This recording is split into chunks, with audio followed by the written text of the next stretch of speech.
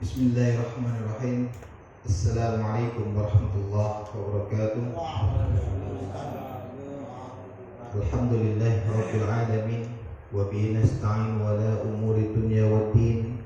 Assalatu wassalamu ala ashrafil anbiya'i wal mursalin wa ala alihi wa sahbihi ajma'in. Allahumma salli wa sallim wa barik ala Muhammadin wa ala alihi wa sahbihi ajma'in. Amma ba'd, para jemaah Majelis Taklim rahimakumullah. Mari kita buka pertemuan kita pada malam hari ini dengan membaca basmalah. Bismillahirrahmanirrahim. Rabbi shrah li sadri wa yassir li amri wahlul 'uqdatam min lisani yafqahu qawli. Mari sama-sama sebelum kita mendengarkan kajian pada kesempatan hari ini, kita membaca Al-Quran terlebih dahulu sebagai pembuka taklim kita pada kesempatan hari ini. Kita buka surat Al-Kahfi ayat 1 sampai ayat 12. A'udzu billahi minasy syaithanir rajim. Bismillahirrahmanirrahim. Alhamdulillahilladzi anzala ala 'abdihil kitaba wa lam yaj'al lahu 'iwaja qayyiman liyunzira ba'san shadidan min ladunhu wa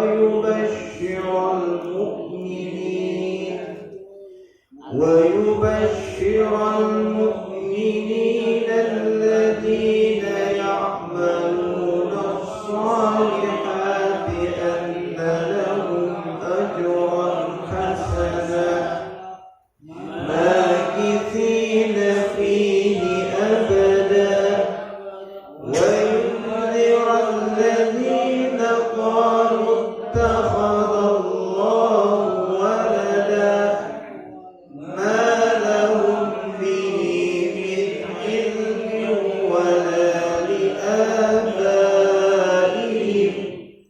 kaburat kalimatan takhruju min afwahihim in yaquluna illa kadhiba fala'allaka bakhi'un nafsaka 'ala atharihim in lam yu'minu bihadzal hadithi asafa inna ja'alna ma 'alal ardi zinatan laha linabluwahum ayyuhum ahsanu 'amala wa inna laja'iluna ma 'alayha sa'idan juruza am hasibta anna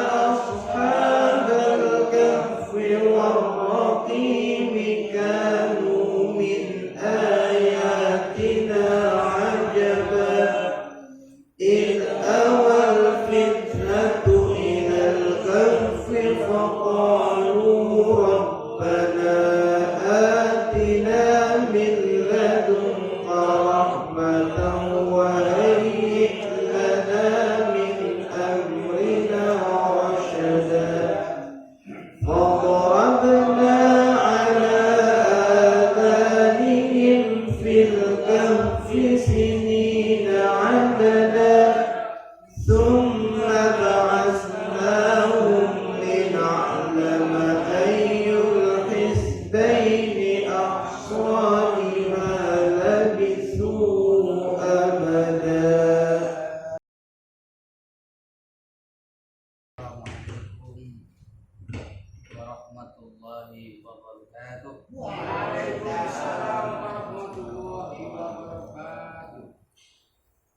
Innal hamdalillah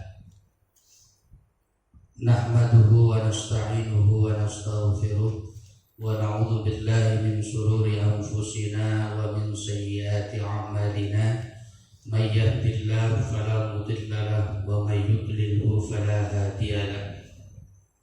Asyhadu an la ilaha illallah wahdahu la syarika lahu wa asyhadu anna Muhammadan abduhu wa rasuluhu la nabiyya ba'dahu. Allahumma shalli ala Muhammad wa ala alihi wa sahbihi ajma'in, amma ba'd. Qala Allah ta'ala fi kitabihil karim, a'udzu billahi minasy syaithanir rajim, bismillahirrahmanirrahim. Qalu subhanaka la ilma lana illa ma 'allamtana innaka antal alimul hakim. Shadaqallahul azim. Yang saya hormati, yang saya muliakan bapak-bapak, para jemaah hadirin wal hadirat yang dimuliakan Allah Subhanahu wa taala. Alhamdulillah, puji syukur kita kepada Allah Subhanahu wa taala. Pada malam hari ini Allah izinkan kita bertatap muka, bermuajahah insyaallah dalam tempat yang mulia, dan insyaallah dihadiri orang-orang yang mulia serta disaksikan oleh Zat yang Maha Mulia. Mudah-mudahan kehadiran kita di majelis yang mulia ini senantiasa dengan niat yang ikhlas, dengan niat karena Allah Subhanahu wa taala, dan niat tersebut tercatat sebagai amal ibadah di sisi Allah Subhanahu wa taala. Amin ya rabbal alamin. Salawat serta salam semoga Allah selalu curahkan kepada Nabi kita Muhammad sallallahu alaihi wasallam. 3 tahun yang lalu saya juga menyampaikan dalam kajian yang sama bahwa kumpulan dalam majelis ini adalah kumpulan orang-orang mulia, karena di situ orang alim dan orang yang mu'allim bersama-sama duduk dalam sebuah majelis.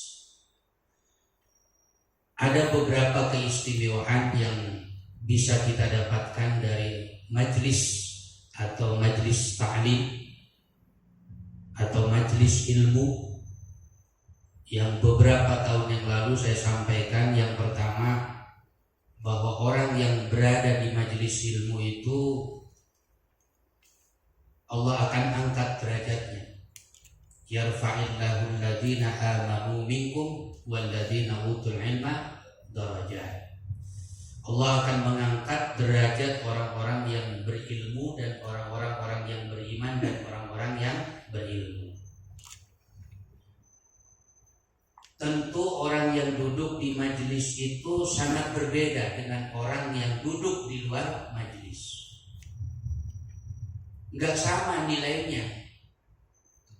Jadi para jemaah, bapak-bapak yang hadir di majelis ilmu pada malam hari ini tuh nggak sama dengan orang yang duduk di pinggiran warung, duduk di terminal, di pangkalan, nggak sama. Ya, nggak sama, beda. Ya. Jadi wajar kalau Allah mengangkat derajat orang-orang yang beriman dan berilmu. Kenapa? Tidak sama. Orang yang duduk di majelis ilmu itu niatnya, keinginannya, iradahnya, kemudian duduknya, telinga ketika mendengarkan tausiah, mendengarkan wejangan, nasihat saja itu sudah punya nilai pahala. Niat kita datang ke majelis, ya, insya Allah karena Allah, kemudian datang ke majelis ilmu, insya Allah dengan langkah yang semangat, kemudian duduknya juga dengan semangat. Makanya jangan cari tempat yang tidak membuat semangat, Pak Abdul. Diam misalnya, jangan.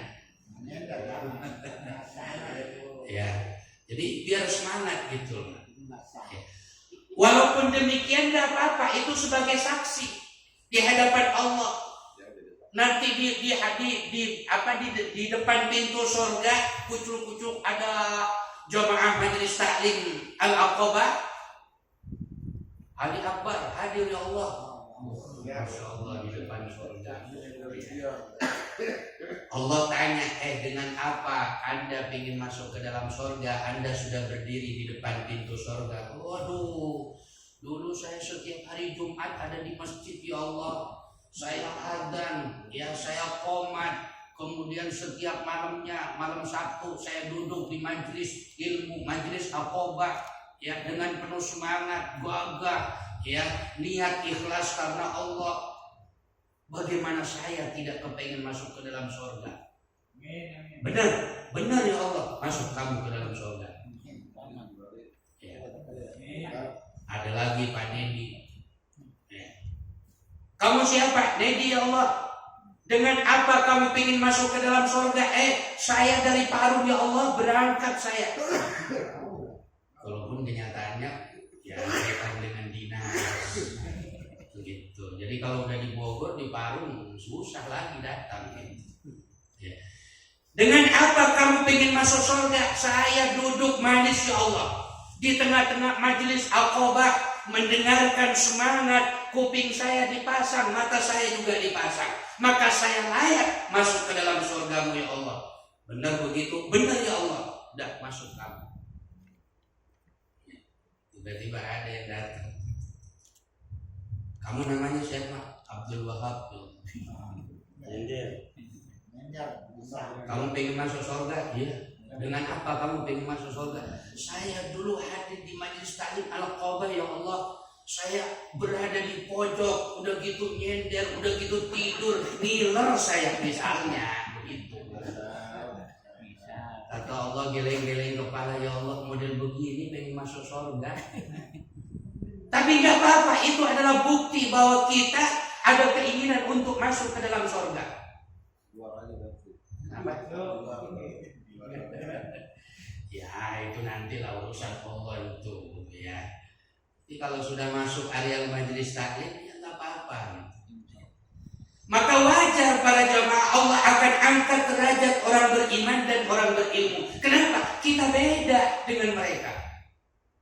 Makanya kalaulah kongko-kongko duduk-duduk dimanapun kita berada harus ada ilmu yang kita bahas. Supaya apa? Punya nilai kongko-kongko kita ini. Kongko-kongko itu kan cuma istilah ya. Istilah duduk bersama bareng-bareng gitu loh. Ini juga bahasanya, bahasa kasarnya kongko-kongko gitu. Ya. Supaya apa? Supaya punya nilai. Bang Har ketika tambal ban nggak ada order duduk beserta dengan tukang ojek ngobrol tentang itu supaya apa? Duduknya kita punya nilai gitu. Ini kan yang dibicarakan tiap saat bukan sekedar ilmu, tapi urusan dunia, urusan order, urusan ini, urusan itu. Ya penting, memang itu penting. Tapi supaya punya nilai, maka urusan yang paling penting adalah urusan akhirat, urusan agama. Makanya dalam bahasa maqalah, berpikirnya orang yang punya ilmu walaupun sejenak itu lebih bagus daripada orang yang beribadah 1000 tahun sekalipun dia orang yang ahli ibadah. Berpikirnya orang punya ilmu walaupun sejenak, sesaat, sedetik, semenit itu lebih bagus daripada orang yang beribadah sekalipun dia ahli ibadah tetapi dia bodoh dengan ilmu. Itu lebih bagus.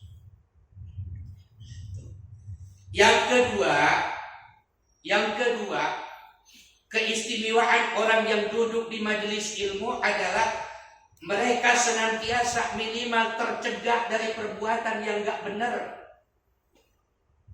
1 jam kita maksimal dari jam 8 sampai jam 9.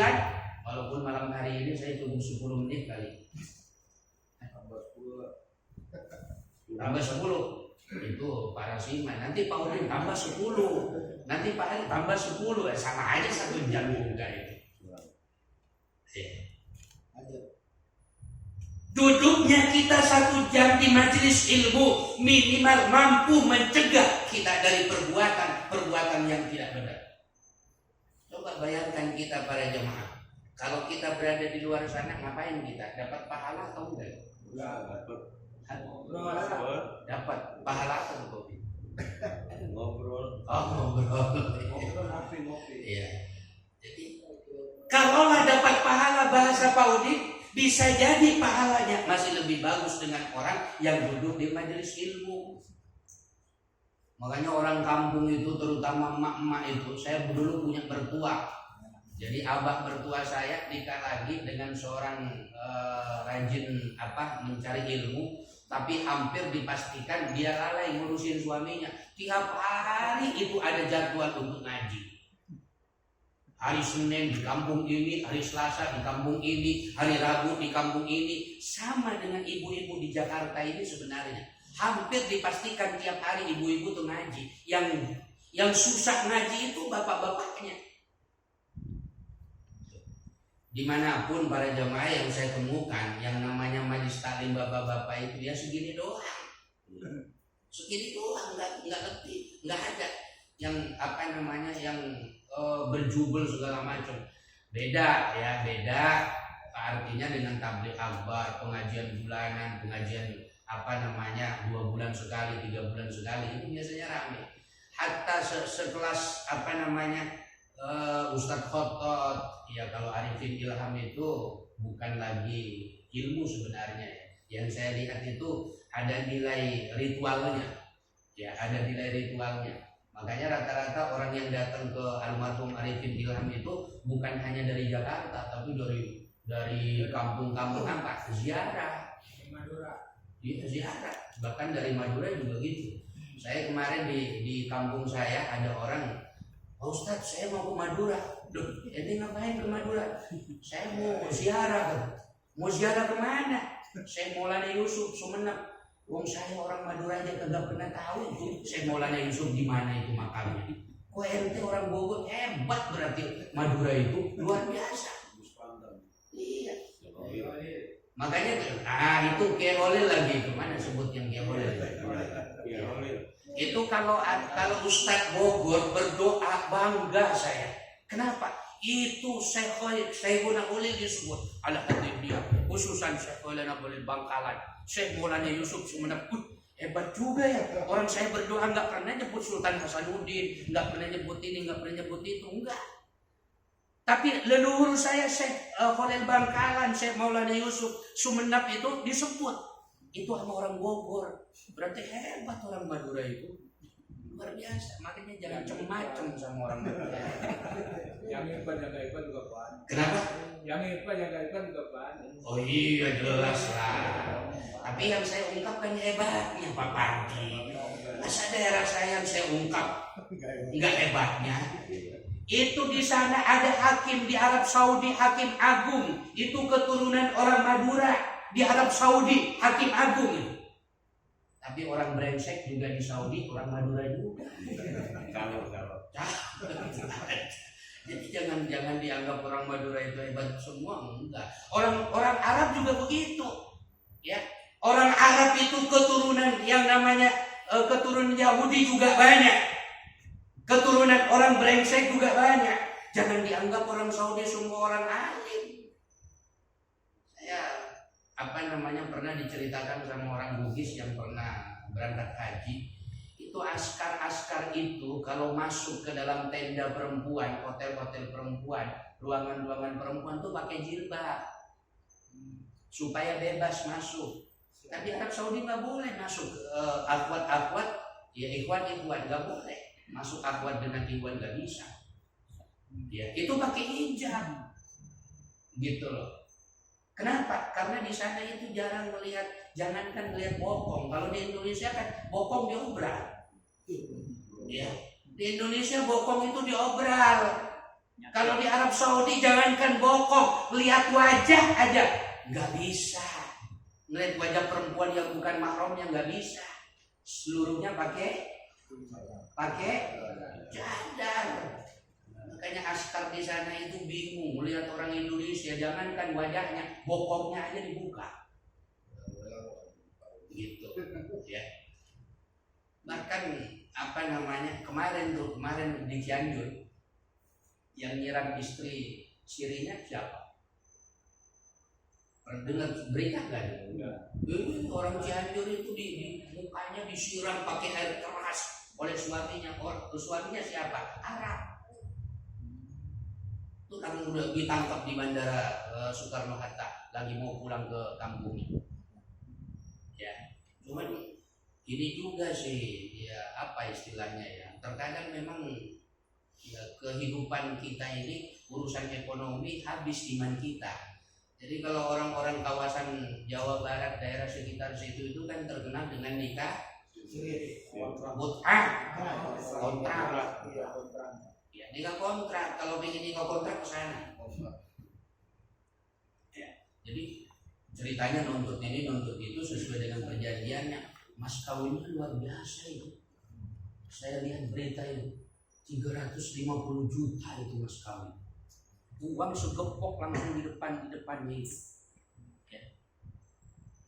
Nuntut nggak kuat barangkali si Arab itu kayaknya dia persiapkan itu air keras karena udah cekcok itu tiap hari.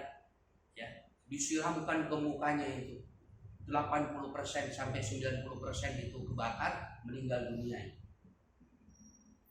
Gitu. Jangan dianggap masing-masing daerah punya keterampilan kebaikan dan keterampilan keburukan. Ya, orang Sunda juga begitu. Ya, bukan hanya orang Madura, orang Jawa, orang Sunda, orang Arab, orang manapun juga begitu. Potensi kejelekan juga banyak. Ya. Jadi kembali kepada persoalan para jemaah. Jadi tatkala kita duduk di majelis ini minimal kita berapa menit, berapa jam tercegah dari perbuatan kita yang sesuatu yang tidak bagus. Coba kalau kita duduk di luar barangkali nggak sengaja kita ngomongin orang, ya, gibah orang, kejelekan orang, mata belanja apa Pak Hasan? Oh iya berarti. Waduh, saya dapat istilah malam hari ini. Jadi ada mata belanja. Oh iya. Belanja. Iya. Jadi nanti kalau istri saya matanya abu, enggak lagi belanja. Kok istilah belanja dari siapa? Dari Pak Hasan. Istilah begitu. Nah, oleh karena itu para jemaah jangan segan, jangan malas, jangan berat kita berkumpul di sebuah majelis dengan orang alim. Kenapa? Karena Imam Ghazali itu memberikan sebuah ungkapan ada 8 model manusia yang bisa dilihat bersama siapa mereka duduk di sebuah majelis. Jadi Imam Ghazali itu mengungkapkan ada 8 macam tipe manusia yang dilihat dengan siapa mereka duduk dan ngobrol di sebuah majelis. Ya. Yang pertama kata Imam Ghazali, man jalasa ma'al aghniya zadahu Allahu minad dunya, zadahu Allahu hubbat dunya wal rubba fiha. Siapa orang yang duduk dengan orang kokai? Apa itu orang kokai? Orang kaya. Orang kaya, siapa orang yang duduk bersama-sama dengan orang kaya, mereka sering bersama dengan orang kaya, mereka sering bersama-sama dengan orang yang punya duit, ya, maka siap-siaplah Allah tanamkan dalam diri mereka hubbat dunya wal hubba fiha, cinta terhadap dunianya dan bersemangat untuk mengejar tentang dunianya. Duduk dengan orang yang punya duit, kita juga membayangin kapan gue punya duit seperti mereka ya. Orang saya beberapa bulan yang lalu datang ke rumahnya pengusaha Cianjur yang kita kenal Haji Cep itu, masih membayangin itu saya bersama dengan Ustadz Kursi dengan Ustadz Sartono ke sana bertiga, diajak makan, itu naik mobil Alphard yang sandaran Alphard itu, yang ini dengan satu tipe dengan Alphard itu apa? Yang iya, yang bangkunya 4 di dalam, Dia bangkunya 4 di dalam. Kebetulan kita bertiga, Ajin Cep 1, anaknya 1 itu. Ya udah pas. Kata Ustaz Kursi, kapan lagi gue ngerasain duduk mobil begini. Itu yang harganya 2,5 miliar. Saya cuma melihatin interiornya. Ya Allah, apa? Berpikir juga kita, kapan yang gue punya model begini? Ya, otomatis itu otak kita berpikir ke sana. Kenapa? Karena kita berada di satu majelis dengan orang yang punya duit. Ya. Kita berpikir ke sana, nggak bisa kita hindari dari itu. Ya. Kenapa? Menghayal. Tulul amal, menghayal kita. Ya. Nggak bisa lepas daripada itu kita. Pasti akan tulul amal. Minimal ya. Kalaulah kita nggak tulul amal, minimal kita berharap kapan gua dikasih duit oleh dia. Minimal begitu. Makanya kata Imam Ghazali, man jalasa ma'al aghniya zadahullahu hubbat dunya warruba fiha. Siapa orang yang gemar, sering, senang duduk dengan orang yang punya duit, orang kaya, maka bersiap-siaplah ditanamkan oleh Allah Subhanahu wa taala cinta terhadap dunianya dan bersemangat untuk mengejar dunianya. Hati-hati. Makanya jangan terlalu dekat juga dengan orang kaya. Biasa-biasa aja, bro. Sama Pak Ali aja. Sama Pak Ali ya sudah, alhamdulillah. Begitu. Jangan terlalu rapat juga. Ya kita datang, ya katakanlah ada keperluan, ya alhamdulillah. Ya. Enggak ada keperluan, ya sudah, selesai. Ya. Terkadang kan kita mohon maaf kalau ngadapin orang kaya, orang punya duit, masya Allah, udah kayak gimana gitu kita. Ya. Udah kayak apa ya? Makanya dalam sebuah maqalat itu, ya bersiap-siaplah kalau kita mendatangi orang kaya, fahuwa abdun, maka bersiap-siap kita seperti hamba sahaya. Ya, seperti hamba sahaya, budak kita. Disuruh ini iya, disuruh itu iya. Yang penting kita dibayar pakai duit. Ya, itu begitu. Karena kita ujung-ujungnya duit. Tulul amalnya duit. Bagaimana mendapatkan duit? Mending kita kongko di depan, ya bersama-sama. Kalau ada Pak Pardi, Bang Ar, ada Pak Nedi, ada Pak Nedi, ada Pak Udin, ada Pak Ali, ya kita bersama-sama. Ya, paling ujung-ujungnya nanti saya ajak ke Bogor yuk, ngambil singkong. Paling uang gitu.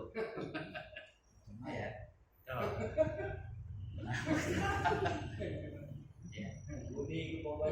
ya, itu begitu. Makanya yang pertama kata Imam Ghazali itu, jaga pelihara hubungan kita dengan orang yang punya duit. Jangan terlalu dekat tapi juga jangan terlalu jauh. Kenapa? Karena kita juga membutuhkan mereka. Ya, bahasa dalam hadis Rasulullah Shallallahu Alaihi Wasallam, kiwamud dunya bi arba'ati khisalin. Tegaknya dunia itu karena 4 hal. Salah satunya bisa khawatir aunia, kemurah hatian orang yang punya duit. Kita butuh sama orang-orang punya duit, tapi dia murah hati, ya, rajin bersedekah, gemar bersedekah, begitu. Tapi dengan orang yang punya duit tapi pelit, susah ngeluarin duit, nggak usah. Kita nggak usah rapat-rapat dengan mereka. Ya, izzah kita akan hilang itu. Ya, izzah kita akan hilang itu. Cuman kan terkadang kita, waduh, kalau udah kenalan sama orang banyak duit, waduh, ya, udah kayak gimana gitu urusannya kita. Ya.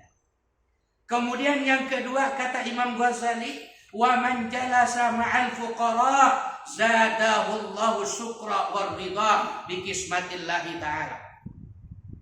Kalau kamu duduk bersama satu majelis, bersama-sama dengan satu majelis dengan orang-orang fakir, orang miskin, orang fuqara, maka bersiap-siaplah Allah akan tanamkan dalam hati kalian gemar syukur, senang bersyukur, dan ridho terhadap apa yang sudah diputuskan oleh Allah Subhanahu wa ta'ala.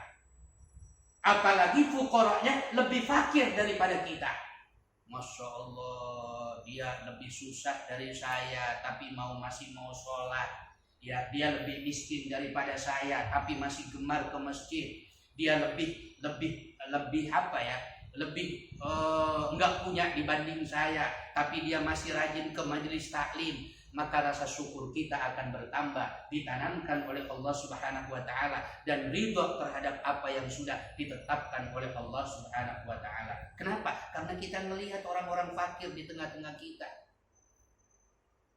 Makanya di dalam Islam itu Rasulullah juga mengajarkan, ya, undur ila min fauqikum, lihatlah dengan orang yang undur min asfali minkum, lihatlah dari siapa yang lebih rendah dari kamu, wala tandur min fauqikum, jangan kamu lihat dengan orang yang lebih di atas daripada kamu.